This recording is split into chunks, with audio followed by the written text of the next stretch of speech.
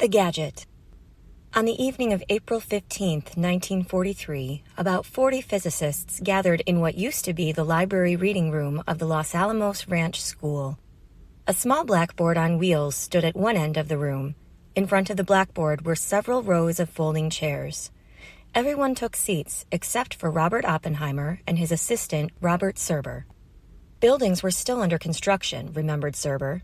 There was a hammering off in the background, carpenters and electricians working out of sight, but all over the place.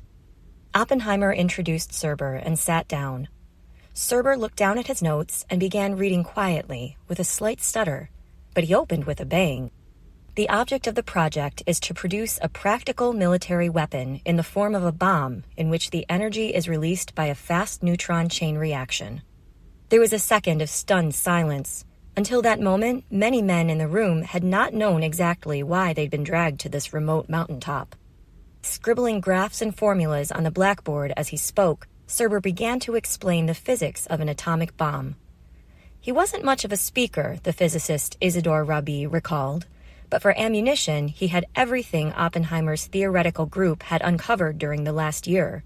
He knew it all cold, and that was all he cared about. Serber had the room's attention until a sharp crack interrupted the talk. Startled, everyone looked up.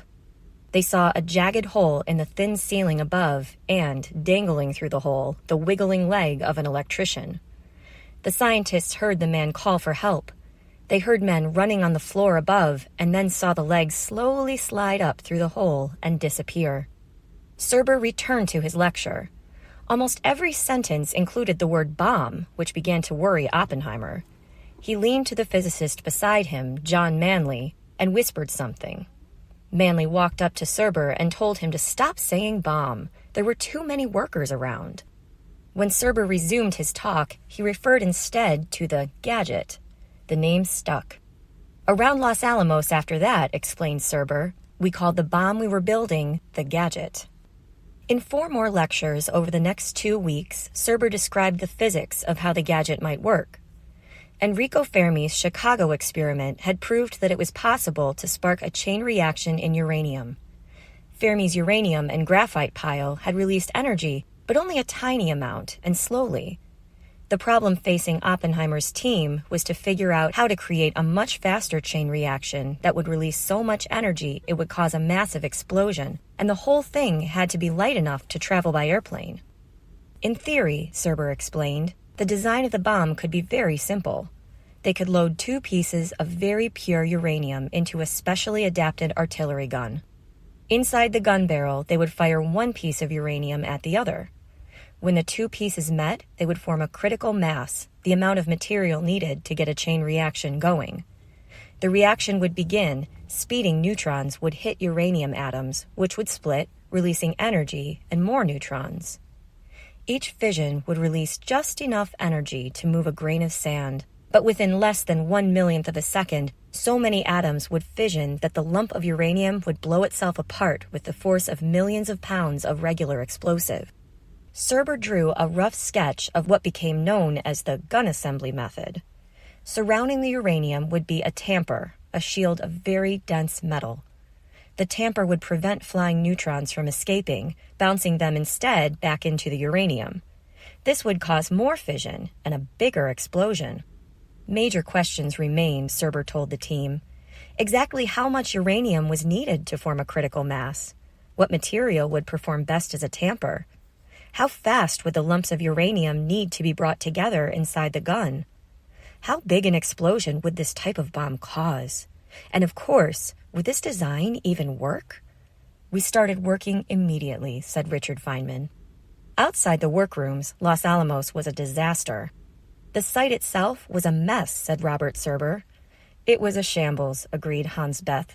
It was a construction site. You stumbled over kegs of nails, over posts, over ladders.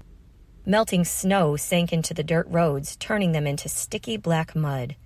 And while views of the surrounding mountains and deserts were spectacular, the Army built high fences around the entire lab, making the scientists feel like prisoners. The first thing I noticed, remembered Edward Teller, was that we were all going to be locked up together for better or for worse. I was shocked by the isolation, Beth said. Clearly, we were very far from anything, very far from anybody. Oppenheimer and his wife moved into one of the 5 log cabins that had originally been built for school directors, a little group of houses known as Bathtub Row. They had the only tubs on the hill. Younger scientists crowded into bunk beds in an old school building while new dorms were being built. Bob Christie and his wife had to go to the bathroom through our bedroom, recalled Feynman, so that was very uncomfortable.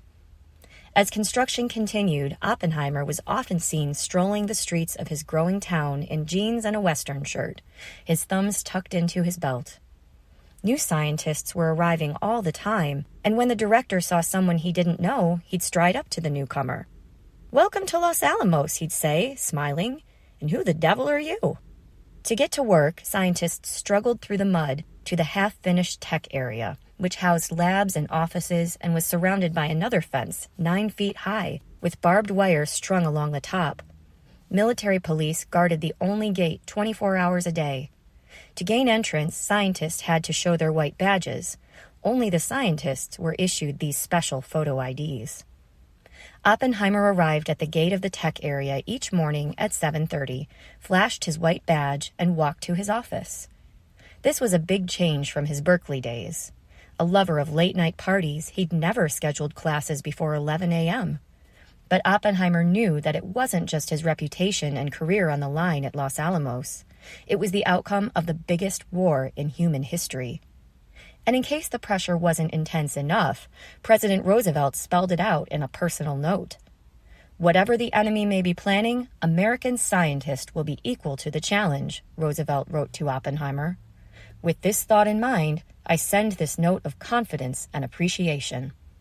Oppenheimer thanked Roosevelt for the kind words, adding, "There will be many times in the months ahead when we shall remember them." Then came a memo from General Leslie Groves. "Given Oppenheimer's vital importance to the country," wrote Groves, "it is requested that A. You refrain from flying in airplanes of any description. The time saved is not worth the risk. B.